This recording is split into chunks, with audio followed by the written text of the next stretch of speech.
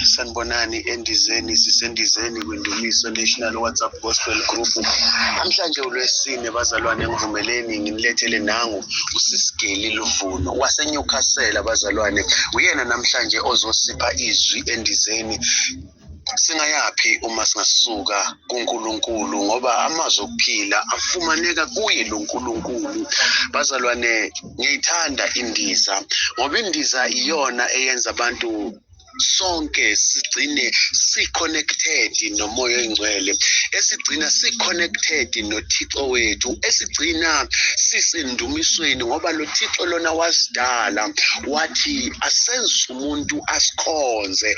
Bazalwane namhlanje sisebenzisa iplatform eyindiza SNKNWGG esizenzele ugazi eyinhlizweni zabantu abaningi, esitholile isikhala eyinhlizweni zabantu abaningi. Siyacela ke bazalwane namhlanje ke sizwe nango uNkulunkulu ngomlomo kaSisigeli Luvuno, sizwe ukuthi uthini uThixo. uNkulunkulu makanibusise nonke endizeni. Ukwentaba phansi kwamafu ebukhosini angenibeke sesilindele sithandazela imvuselelo enkuliyesa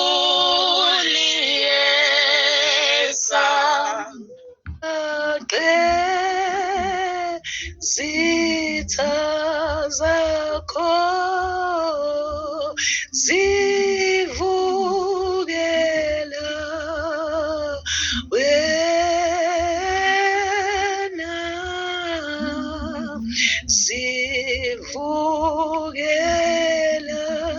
zivukela wena.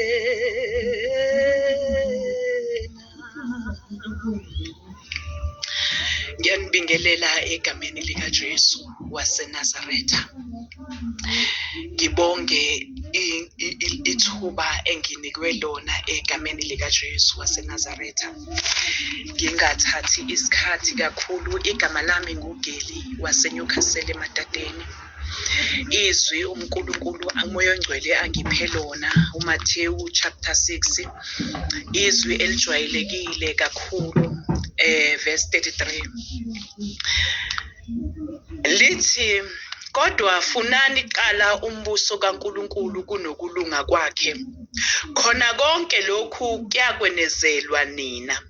Ningakhathazeki ngengomuso. Number 34, ningakhathazeki ngengomuso ngokuba ingomuso iyakukhathalela okwayo, inkathazo yosuku yanele. Haleluya bazalwane. Izwi likaNkulunkulu bazalwane likhuluma ngokuthi asifune kuqala umbuso kaNkulunkulu. Ngiyakufuna ekuseni umphefumulo wami omela wena egameni likaJesu, okubiza ukuthi bazalwane funele somele yena egameni likaJesu waseNazaretha. Kumele sidle izwi lakhe egameni likaJesu waseNazaretha. uNkulunkulu uhlale nathi enhlizweni yakhe, uhlale nathi bazalwane egameni likaJesu. Sicela ukugcwaliswa ngomlilo wakhe egameni likaJesu. Kumele sivume ukuba yizitsha eziright egameni likaJesu waseNazaretha. Sigade inhliziyo zethu egameni likaJesu waseNazaretha. Ekulungeni kaNkulunkulu angeke size sikubone okunye egameni likaJesu waseNazaretha. Ebese sibheka izinto ngehlo lokomoya. Sicela uNkulunkulu ukuba makasiphe ukuhlakanipha. Silingise le ndoda eyabuzwa ukuthi ngingakwenzelani. Kukhona ayengakhetha kuSolomon, kodwa wakhetha ukuthi ngicela ukuhlakanipha.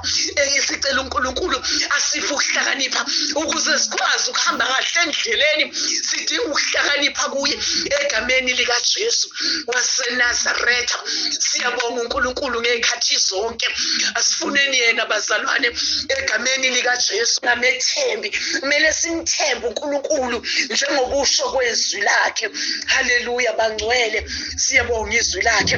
Baba wethu linamandla, liphilile, liphefumule uwe egameni likaJesu waseNazaretha. Siyabonga uthando sithanda ngalo Thixo namandla wonke egameni linamandla. Thatha udumo nenkazimulo in Jesus name, amen.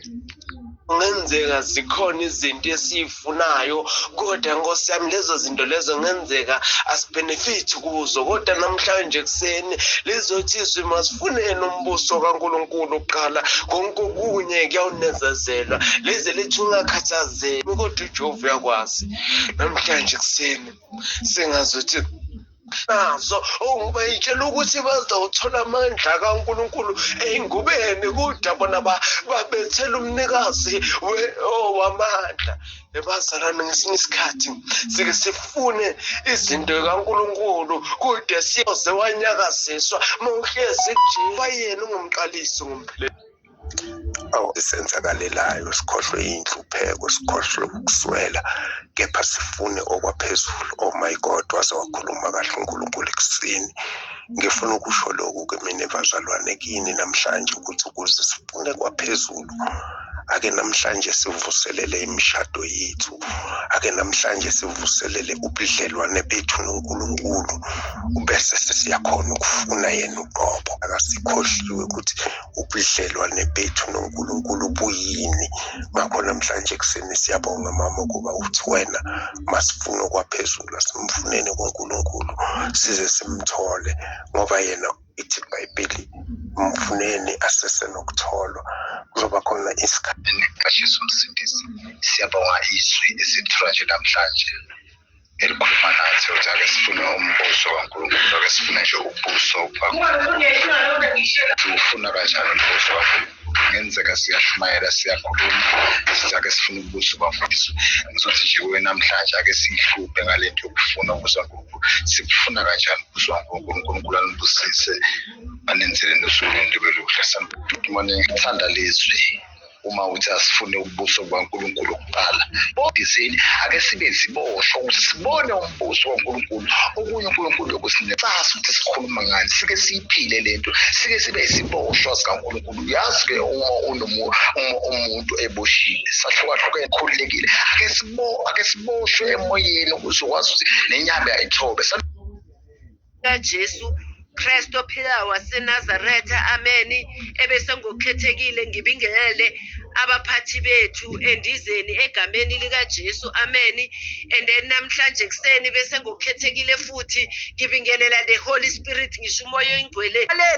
Manje lithi izwi lenkosi namhlanje selasimemile wasimema wathi asize kuye, size ngisho sithwele sizokudeliver kuye. Uthi namhlanje kuseni uthi akheni funeni umbuso kaZimuqange, then okhunye okulandelako kuzokulandela.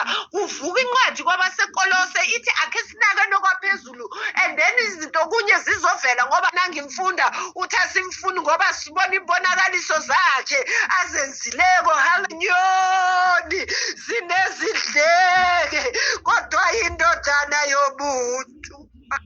Ukuthi ungubani kodwa okubalekile yizwi, noma singasalazi igama likaSisi ofundizwe kodwa ugibele emthini kanti yena wefuna ukubona uJesu. Namhlanje thina sithi sifuna ukubona uNkulunkulu. Ke bazalwane kungumusa ungacabangi ngekusasa kodwa silungise imphefumulo yethu. Ngithi sawubona sitha sami, ngithi sawubona mngani wami. Amabhimbi kodwa sibhimbela khona ekumthandeni. Ngicebile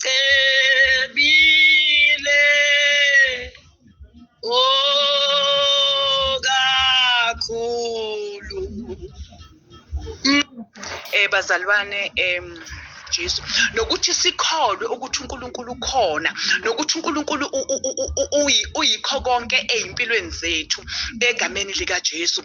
Ekukholweni ke bazalwane ngoba ngiye kwafika kimi ukuthi yona intando